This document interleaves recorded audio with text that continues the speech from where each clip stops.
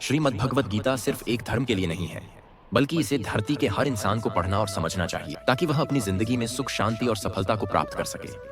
कहा जाता है कि जिस घर में गीता का पाठ हर रोज पढ़ा जाता है या सुना जाता है, उस घर में भगवान श्री कृष्ण आते रहते हैं। श्रीमद् भगवत गीता साक्षात भगवान की दिव्य वाणी है। इसकी महिमा अपार है, अपरिमित है। उसका यथार्थ में वर्णन कोई नहीं कर सकता। शेष महेश, गणेश भी इसकी महिमा को पूरी तरह से नहीं कह सकते। फिर मनुष्य की तो बात ही क्या है। भगवत गीता में कुल 18 अध्याय और 700 श्लोक हैं, जिसे सभी के लिए पढ़ पाना थोड़ा मुश्किल है। इसीलिए आज के इस बेहद ही खास वीडियो में हम श्रीमद् भगवत गीता के 18 अध्याय के 700 श्लोकों के सार के बारे में बात करेंगे, जिन्हें जानकर आप श्रीमद् भगवत गीता का सही मतलब समझ पाएंगे। इसलिए इन विचारों को आप हर रोज रात में सोने से पहले जरूर सुनें। तो चलिए जानते हैं भागवत गीता के 700 श्लोकों के सार के बारे में। भगवान श्री कृष्ण कहते हैं कि हे अर्जुन, मैं सभी प्राणियों के हृदय में स्थित सबका आत्मा हूँ। संपूर्ण प्राणियों का आदि, मध्य और अंत भी मैं ही हूँ। मैं सूर्य हूँ। मैं वेदों में सामवेद हूँ, देवों में इंद्र हूँ, इंद्रियों में मन हूँ। मैं ब्रह्मा हूँ, मैं विष्णु हूँ, मैं महेश हूँ। जलाशयों में मैं समुद्र हूँ, पर्वतों में मैं हिमालय हूँ। इस संपूर्ण संसार में तुम जो कुछ भी देख पाते हो सब मैं ही हूँ। कोई आदमी चाहे लाख चीजें जान ले, चाहे वह पूरे जगत को जान ले, लेकिन अगर वह स्वयं को नहीं जानता तो वह अज्ञानी है। अगर कोई आपको ठुकरा दे तो बुरा मत मानना, क्योंकि वे वास्तव में आपकी कीमत नहीं जानते। जो रिश्ता हमें रुला दे उससे गहरा कोई रिश्ता नहीं, और जो रिश्ता हमें रोता हुआ छोड़ दे उससे कमजोर कोई रिश्ता नहीं। हमेशा शांत रहें। इससे आप अपने जीवन में खुद को बहुत मजबूत पाएंगे, क्योंकि लोहा ठंडा होने पर ही मजबूत होता है, पर गर्म होने पर तो उसे किसी भी आकार में ढाला जा सकता है। किसी विपत्ति के समय आपको यह 7 गुण बचाएंगे: आपका ज्ञान, आपकी विनम्रता, आपकी बुद्धि, आपके भीतर का साहस, आपके अच्छे कर्म, सच बोलने की आदत और ईश्वर में विश्वास। आत्मा हमेशा जानती है कि सही क्या है और गलत क्या है, लेकिन मनुष्य के सामने चुनौती तो मन को समझने की होती है। मुश्किल समय में व्यक्ति अकेला हो जाता है, लेकिन मुश्किलों की वजह से वही व्यक्ति मजबूत हो जाता है। जो आपको सम्मान दे उसी को सम्मान दीजिए। हैसियत देखकर सर झुकाना कायरता का लक्षण है। हे अर्जुन, जो न कभी हर्षित होता है, न किसी से द्वेष करता है, न शोक करता है, न कामना करता है, जो शुभ और अशुभ संपूर्ण कर्मों का त्यागी है, वह ज्ञानी मनुष्य मुझको अति प्रिय है। मुझे पाने के 3 तरीके हैं: ध्यान योग, ज्ञान योग और कर्म योग। और इन सब में कर्म योग सबसे प्रधान है। किसी पर विश्वास करना हो तो उनकी बातों पर नहीं, उनकी हरकतों पर ध्यान दो। गुस्से के वक्त थोड़ा रुक जाने से और गलती के वक्त थोड़ा झुक जाने से जिंदगी और भी आसान हो जाती है। भगवान श्री कृष्ण कहते हैं, जो मनुष्य मुझे जान लेता है वह जन्म मरण के बंधनों से मुक्त हो जाता है। जो मनुष्य भगवत गीता को पढ़कर उस पर अमल करता है, उसके सारे दुष्कर्म का प्रभाव समाप्त हो जाता है। जो भाग्य में है वह भाग कर आएगा, और जो भाग्य में नहीं है वह आकर भी भाग जाएगा। जैसे हवा के झोंके नाव को भटका देते हैं, वैसे ही मनुष्य की इच्छाएं बुद्धि को भटका देती हैं। एक समझदार व्यक्ति वही है जो दूसरों को देखकर उनकी विशेषताओं से सीखता है, उनसे तुलना और ईर्ष्या नहीं करता। शस्त्र केवल शरीर को घायल कर देते हैं, किंतु शब्द आत्मा को भी घायल कर देते हैं। जो मनुष्य अपने को परमात्मा से अलग नहीं समझता है और ना ही शरीर से अपना कोई संबंध मानता है, सदा के लिए जन्म मरण से मुक्ति पा लेता है। जो व्यक्ति आध्यात्मिक जागरूकता के शिखर तक पहुंच चुके हैं, उनका मार्ग है निस्वार्थ कर्म, और जो भगवान के साथ संयोजित हो चुके हैं, उनका मार्ग स्थिरता और शांति है। मानव कल्याण ही भगवत गीता का प्रमुख उद्देश्य है। इसलिए मनुष्य को अपने कर्तव्यों का पालन करते समय मानव कल्याण को प्राथमिकता देना चाहिए। श्री कृष्ण कहते हैं, जो तुम्हारा साथ देता है तुम उसका साथ दो, जो तुम्हें धोखा देता है तुम उसे त्याग दो। जिस जगह आपका सम्मान नहीं हो वहां पर कभी जाना नहीं चाहिए, वरना लोग आपको कमजोर और बेवकूफ समझेंगे। जहां बारिश ना हो वहां फसल खराब हो जाती है, और जहां संस्कार ना हो वहां नस्ल भी खराब हो जाती है। जो लोग यह कहते हैं मेरे पास वक्त नहीं है, असल में उनके खास रिश्तों की गिनती में आपका नाम ही नहीं है। हे अर्जुन, वह जो वास्तविकता में मेरे उत्कृष्ट जन्म और गतिविधियों को समझता है, वह शरीर त्यागने के बाद पुनः जन्म नहीं लेता और मेरे परम धाम को प्राप्त होता है। वह व्यक्ति जो सभी इच्छाएं त्याग देता है और मैं और मेरा की लालसा और भावनाओं से मुक्त हो जाता है, उसे अपार शांति की प्राप्ति होती है। जिस मनुष्य के अंदर ज्ञान की कमी और ईश्वर में श्रद्धा नहीं होती, वह मनुष्य जीवन में कभी भी आनंद और सफलता को प्राप्त नहीं कर पाता है। ईश्वर ने हमें जो कुछ भी दिया है वही हमारे लिए पर्याप्त है, और यही एक अटल सत्य भी है। संयम, सदाचार, स्नेह एवं सेवा, यह गुण सत्संग के बिना नहीं आते हैं।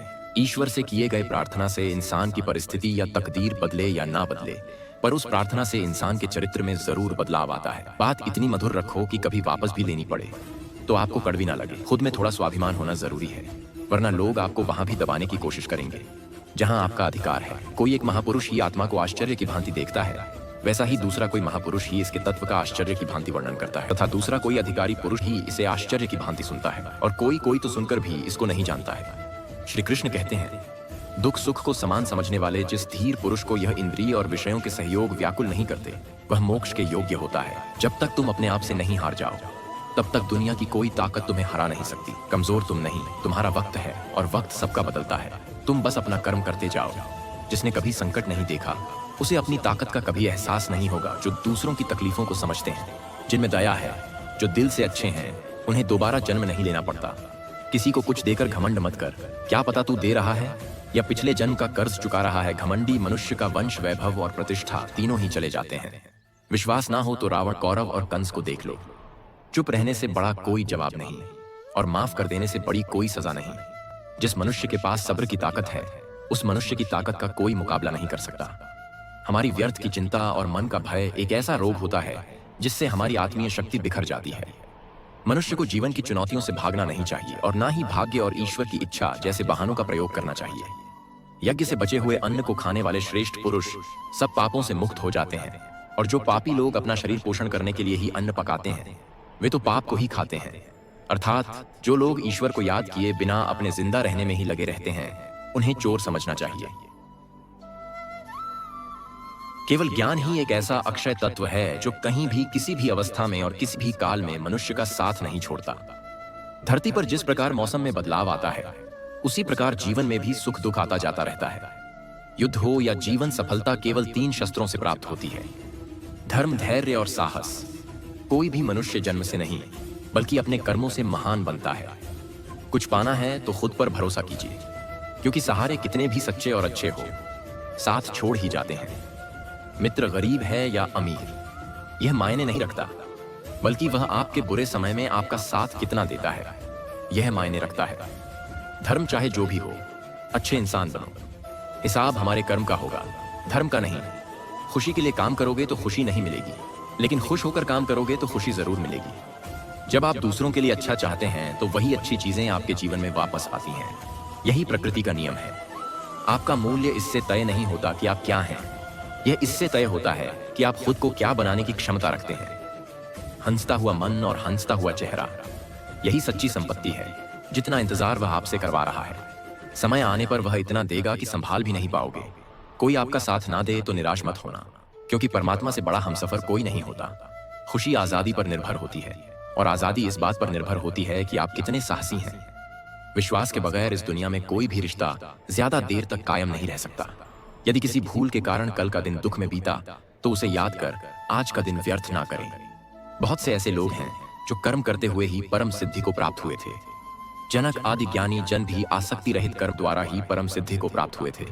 इसलिए मनुष्य को हमेशा अच्छे कर्म करने चाहिए और फल की अभिलाषा से दूर रहना चाहिए।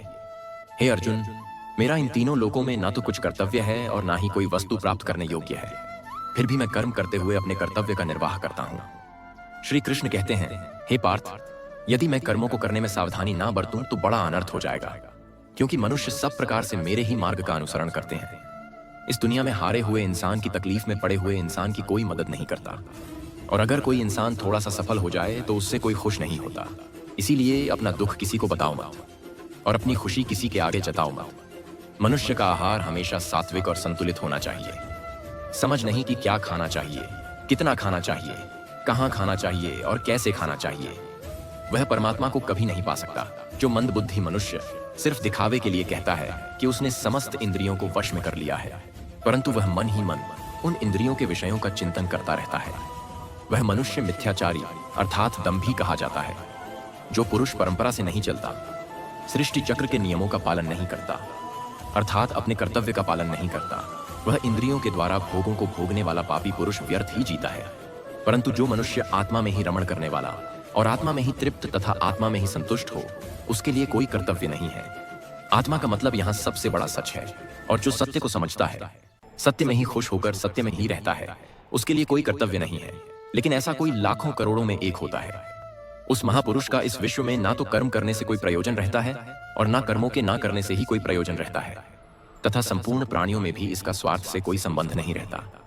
कहने का सीधा मतलब है, जिसे परमात्मा मिल चुका है, वह कोई और दूसरा कर्म क्यों करें। जो ज्ञानी हैं, जिन्हें ईश्वर की सच्चाई मालूम हो चुकी है, उनकी यह जिम्मेदारी बन चुकी है कि उनके काम करने के तरीके से कहीं किसी और के मन में काम करने के प्रति या अपमान ना पैदा हो जाए। इसलिए उन ज्ञानी जनों के लिए यह जरूरी है कि वह ऐसा उदाहरण सामने रखें जिससे हर कोई अपना कर्म, अपना कर्तव्य करने के लिए प्रेरित हो। तामसिक गुण वाले व्यक्ति आलस्य या नींद इसी प्रकार के कर्म करते हैं। राजसिक गुण वाले बात बात पर शौर्य या बहादुरी दिखाने का काम करते हैं। लेकिन ज्ञानी मनुष्य जानते हैं उनके गुण ही उनसे कर्म करवा रहे हैं, और जो ज्ञानी नहीं होते वह समझते हैं कि सब कुछ वही कर रहे हैं। उठाकर फेंक दो उन रिश्तों को गहरे समुद्र में जिनमें वक्त पड़ने पर स्वार्थ और मतलब की बदबू आती हो। अगर सही मायने में आप अपना जीवन बदलना चाहते हो तो सबसे पहले आपको अपना मन बदलने के लिए तैयार रहना पड़ेगा, क्योंकि जैसा आपका मन रहेगा वैसे ही आपके विचार होंगे, और जैसे आपके विचार होंगे वैसे ही आपका जीवन होगा। जो जा रहा है उसे जाने दो, वह आज रुक भी गया तो कल चला ही जाएगा। आप जितने सरल, सीधे और नरम दिल के रहोगे उतना ही चतुर और बेईमान लोगों द्वारा खदेड़ दिए जाओगे। जिंदगी में सब कुछ दोबारा मिल सकता है, पर वक्त के साथ खोया हुआ रिश्ता और भरोसा दोबारा नहीं मिलता है।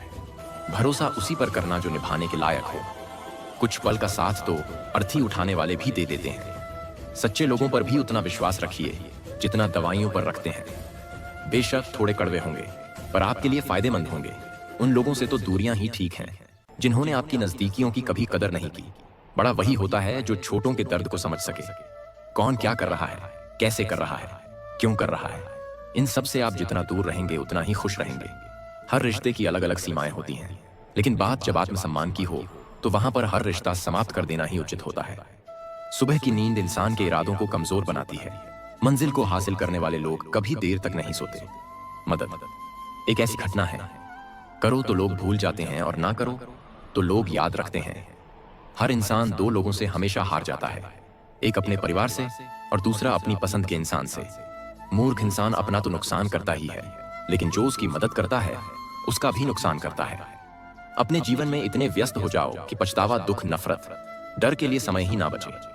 अगर कोई भरोसा तोड़े तो उसका भी धन्यवाद करें। वह हमें सिखाते हैं कि भरोसा सोच समझकर करना चाहिए। जीवन में सुख शांति चाहते हैं तो अपनी समस्याओं और आलोचनाओं को खुद पर हावी ना होने दें। जन्म से मिले रिश्ते तो प्रकृति की देन है, लेकिन खुद के बनाए रिश्ते आपकी पूंजी हैं। इन्हें संभाल कर रखिए। किसी व्यक्ति के गुण दोषों का निर्धारण करने से पूर्व अपनी दृष्टि को निष्पक्ष और पारदर्शी बनाना आवश्यक होता है। किसी को अपनी कमजोरी मत बताओ, क्योंकि अक्सर लोग दूसरों की कमजोरी का फायदा उठा लेते हैं। जिंदगी में दो लोगों को कभी मत भूलना, एक वह जिसने तकलीफ दी हो और दूसरा वह जिसने तकलीफ में साथ दिया हो। भगवान श्री कृष्ण कहते हैं, तू मन छोटा मत किया कर, जहां तेरे अपने मुंह फेर लेंगे वहां मैं तुम्हारा साथ दूंगा। तू किसी के आगे इतना भी मत झुक कि वह तुम्हें गिरा हुआ समझने लग जाए। लोग तुम्हारी कदर तभी करेंगे जब तुम उन्हें उन्हीं की तरह नजरअंदाज करना सीख जाओगे। दीपक का जीवन इसलिए वंदनीय नहीं है कि वह जलता है, बल्कि इसलिए वंदनीय है कि वह दूसरों के लिए जलता है, दूसरों से नहीं जलता है। कामयाबी और नाकामयाबी दोनों जिंदगी के हिस्से हैं, दोनों ही स्थायी नहीं है। जिंदगी की आधी शिकायतें यूं ही दूर हो जाएगी अगर लोग एक दूसरे के बारे में बोलने की जगह एक दूसरे से बोलना सीख जाएंगे। विश्वास किसी पर इतना करो कि वह तुम्हारे साथ छल करते समय खुद को दोषी समझे, और प्रेम किसी से इतना करो कि उसके मन में सदैव तुम्हें खोने का डर बना रहे। चार वेदों का अर्थ नहीं भी जानो तो कोई बात नहीं, लेकिन समझदारी, जवाबदारी, वफादारी और ईमानदारी, इन चार शब्दों का मर्म जान लो तो भी जीवन सार्थक हो जाएगा। संबुद्धि युक्त पुरुष पुण्य और पाप दोनों को इसी लोक में त्याग देता है, अर्थात उनसे मुक्त हो जाता है। जिस काल में तेरी बुद्धि मोह रूप दलदल को भली भांति पार कर जाएगी, उस समय तू सुने हुए और सुनने में आने वाले इस लोक और परलोक संबंधी सभी भोगों से वैराग्य को प्राप्त हो जाएगा। हे अर्जुन, जिस काल में मनुष्य मन में स्थित संपूर्ण कामनाओं को भली भांति त्याग देता है और आत्मा से आत्मा में ही संतुष्ट रहता है, उस काल में वह स्थित प्रश्यकिन्नय कहा जाता है।